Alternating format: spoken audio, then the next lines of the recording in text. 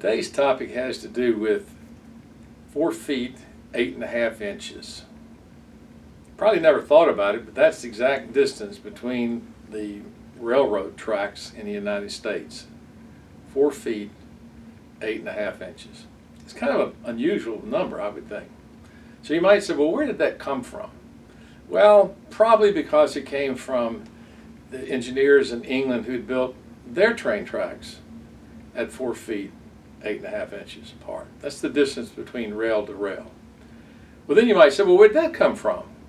Well, that came from the jigs where they used to make the wagons in those days, because they found if the axle was much longer than that, sometimes the axle would break if it missed and got out of the rut of the roads.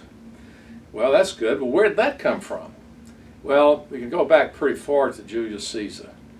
And he decided to standardize the width of chariots so that, and the width of the Roman roads, so that the wheels would stay in the ruts and not break the axles, and they could go from town to town without having different width in the ruts. And so, but once, of course, they modernized, in their terms, the roads and had the stone roads, they still kept that width of 4 feet, 8.5 inches. So then we say, well, where did that come from? Well, that was the width of the back end of 2 horses, 4 feet, 8.5 inches. So they wanted the 2 horses to be in front of the chariot, and so that's how they came up with the width of the chariot and the distance between the wheels.